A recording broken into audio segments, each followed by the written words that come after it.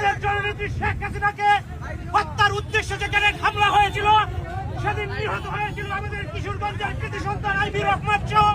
24 জন নেতাকর্মী নিহত হয়েছিলেন। সেদিন আহত হয়েছিলেন আমাদের স্বেচ্ছাসেবক লীগের প্রতিষ্ঠাতা বাউদ্দিন নাজিম ভাই সহ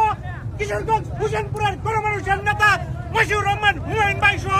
600 নেতাকর্মী সেদিন আহত হয়েছিলেন। সংগ্রামী সাথী বন্ধুরা আমার,